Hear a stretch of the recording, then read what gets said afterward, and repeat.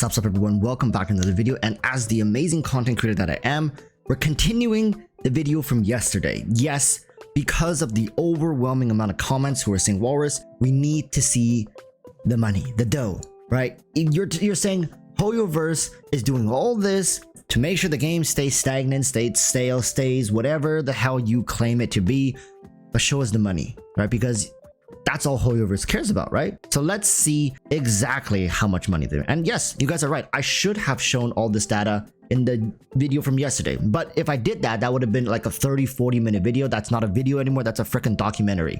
So if you guys are curious as to what I'm talking about today, go look at yesterday's videos. Prior to this, I did talk about HoYoVerse with their updates for Fontaine, their plans for the future, and how Genshin likely will develop as a game, and how the player base is currently doing, as well as how I project the player base will be doing in the future. There's some very interesting anomalies where the number of players at peak playing time has reduced by 50% ever since like the start of this year, around patch 3.4, like when Alhaitham came out in January of this year, versus the total number of players have just steadily increased.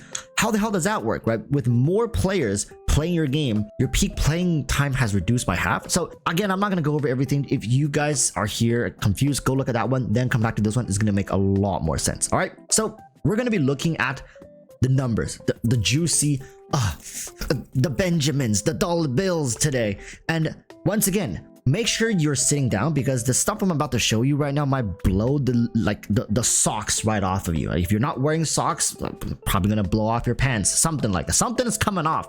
All right, I'm telling you guys, because this stuff is straight up sorcery. It doesn't make any sense. But HoYoVerse has worked their magic. They have finessed their ways into the depths of your Kokoros, also your wallet. All right, let's be honest, mostly your wallet, because HoYoVerse doesn't give a damn about your Kokoro.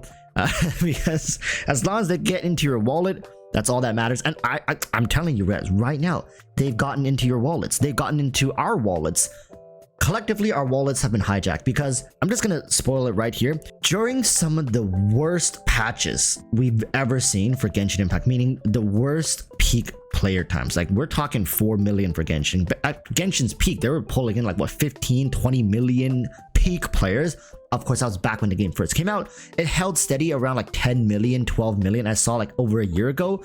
And then slowly it declined to 8 million. And then from 8 million, it just dove right off a cliff to around 4 million. If you guys watched the video from yesterday, you would know. If you haven't watched, just go watch it, all right? Half of the active player base. Yet, I kid you not, we have seen some record-shattering banner sales. Like, all right, take a look. So remember from yesterday's video, midway through Alhaitham's banner, or something happened during Alhaitham's patch, which is by no means a slow patch. Genshin's peak player base just fell off a cliff. Like suddenly it went from like 8.5 million to like 4.3 million active players at peak hours, right? Of course, with the total number of monthly players actually increasing. What gives? Ads gives. All right, ad gives them players. If you guys don't believe me, he was like, Walrus, they don't run that many ads. So I play this other game. Now ignore the game, because you guys are like, oh, Walrus, what the hell is that? I play some weird. Ignore that, because I'm going to show you guys some footage, right? And yes, in this game, it's kind of sad, but I have to watch ads to get. But again, don't laugh at me. Just watch what happens. Right? I'm showing you guys the footage I recorded. I kid you not, every single ad button I press is like a Genshin Impact ad. Now, I've played this game for like a year or so. I'm telling you guys wholeheartedly, most of the time, it's alternating between different games. Different game companies or whatever the hell agencies run their ads through these kind of services. It's not that Genshin specifically targeting it. It's just that they have an agency probably running these ads for them. And for them to be getting this number of ads, they have to be paying some top dollar bills. They're basically straight up buying out every single ad space available. So just think about that. And this is just one game. I can show you guys other games, but I hope this shows you enough. Every ad that I click on is a Genshin Impact ad. It's just over and over and over and over again. You can't run away from Genshin ads, especially if you are a player like myself. Now, let's take a look at the banner sales, right? So right here, these two banners came out at the same time in patch 3.4. It was the Al-Haytham Zhao banner. Let's take a guess how well this banner did. Stop guessing, because I'm about to show you. Right here, where is it? It was somewhere smack dang in the middle, right here. Al-Haytham and Zhao's third rerun pulled them 18 million. You guys are, Walrus, that's not impressive. All right, come on, Walrus. But you have to understand, half of the players weren't even committed to the game at the time anymore. Like, think about it like this. What kind of game can afford to lose their player base at like half of the player base at peak hours and still pull in this kind of revenue? In comparison, you wouldn't even look at this and think this is an anomaly, right? You would never be able to tell this was the banner. You would probably be looking down there and be like, oh, they lost half. Maybe it's like, oh, like maybe this is the worst one, right? No, it's actually slightly above average performing banners out there. And to be honest, at this point, Zhao's third rerun and Al-Haytham, I'm sure he was a good character, but damn, better than Venti's rerun? I mean, Venti's an Archon. I'm kidding. All right, okay. I'll let Venti off the hook this time. But like, okay, characters like Klee's first banner made this much money. So having it sit right here, like, sure, it's not amazing, but it's not bad. But get this. I don't think I need to be telling you guys what the banner after that was. The Yelan Hu Tao banner. My oh my. Again, let me remind you, globally, at least the stat that was tracked, active player was at an all-time low for peak player base. Basically, people were logging into the game and then logging out after 10-15 minutes. The majority of people were. That's why you could not accumulate up to 8 million plus players anymore, because people just weren't staying logged in long enough, right? The overall player was the same because people kept logging in. They were still logging in, doing whatever, collecting their welcons, doing their dailies, but very low commitment. Now look at this, the Hu Tao Yelan banner.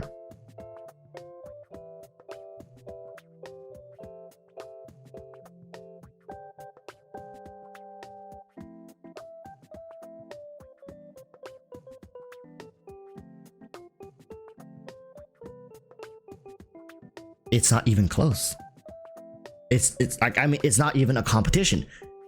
The amount of it's like, what is that like what, 20%, something like that, over the second place? Like, come on, let's just put that into perspective. Look at this.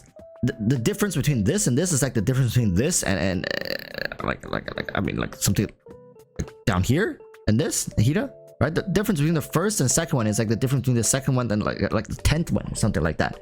It's crazy. And remember, this is during a time when people weren't even committed to the game. What gives, right? So people didn't believe me when I said, like, Walrus, the money always follows the player. If the player base isn't interested, or at least they're not showing interest like they used to, the money is bound to reflect that. Wrong. It does not reflect that. Because I keep telling you guys, HoYoverse lives in your wallet. HoYoverse lives and breathes those Benjamins in there, right? This, I don't think is gonna even be topped. I'll say it now, by the Hydra Archon. I don't think the Hydra Archon can beat this. We're talking like 46 million Benjamins. No, it's just unheard of, right? So during a time when player base was like statistically was at an all-time low in terms of activity, the money flowed freely. But let's take a look at a couple more, right? Of course, that's not fair because we have to put this into perspective. So Sino and Dia, arguably like the definitive worst limited, well, not limited, but the worst 5-star character release. Worse than Klee at this point in the game? I don't know. But let's take a look. Dia and Sino. All right, let's find it. I'm pretty sure it's not going to be in the upper half. I'm pretty sure. I'm right here. Dia and Sino. Oh, wait a minute. Slightly below average, but not bad. Did they perform better than Zhao's original banner back in like almost the peak of Genshin Impact? Around Ito's banner? Tartaglia's banner? It's sitting very pretty. Honestly, if you compare it to back in the day, right, Tartaglia came out like 1.1? Like that's Genshin's peak people were going crazy for the game. Ganyu is just barely doing a little better than Dia and Sino. I mean, hell, they outperformed Hu Tao's initial banner. Kazuha's initial banner. Like, what is going on? Like, sure, I understand. It is not like the top 20% of banners, but you have to understand. I keep having to reiterate this. If you guys saw the data from yesterday, you would know how like insane of a performance this is. Now, yes, a lot of people argue like Walrus, let's be honest, Sino hard carried that banner. But we have to put it into perspective. Where is Sino's original banner? It's here somewhere, right? Aha, it is right here. This was Sino's original banner. Now, I'll leave it to you guys to speculate who carried who on this banner, but that is a very impressive amount of sales for Sino and Venti. Now, of course, in retrospect, I'm sure a lot of people did regret this decision, regardless of whoever they picked, because Sino just wasn't like the staple hyper carry that people hoped that he was going to be. He was like the revolutionary of the Electro hyper carry role. Have to outperform Raiden in the hyper carry role, which arguably in some aspects he does, but no, overall Sino was a disappointment to people, but not as much as Dia. And now they come back and hit us up with 13 million. So not spectacular, but not bad, all right, for Dia and Sino banner. Ayaka Shenhe banner. Now take a gander where this duo banner situate themselves. Just take 5 seconds. 5, 4, 1. Okay, let's take a look. Ayaka Shenhe, boom.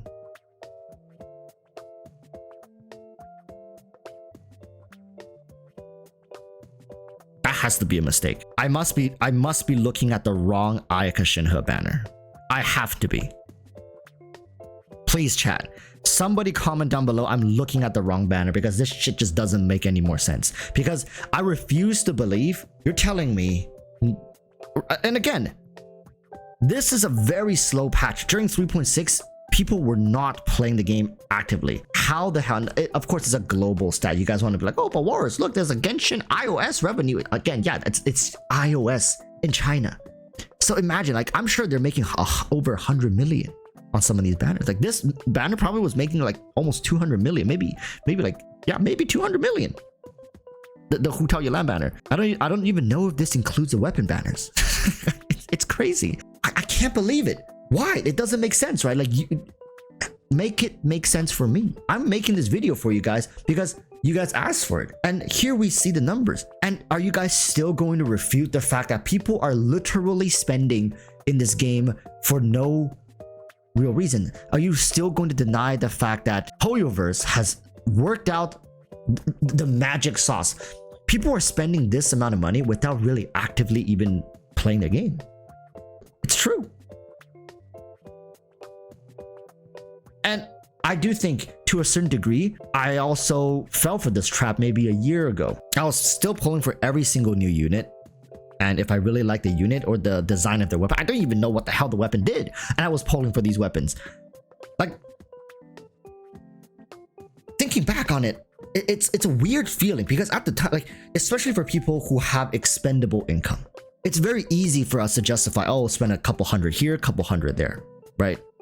And to some, a couple thousand here, a couple thousand there. To them, it doesn't mean anything. And I think it's very dangerous to get into that mindset, even if you're a whale, because to you, it doesn't matter. But at a certain point, you're going to move on.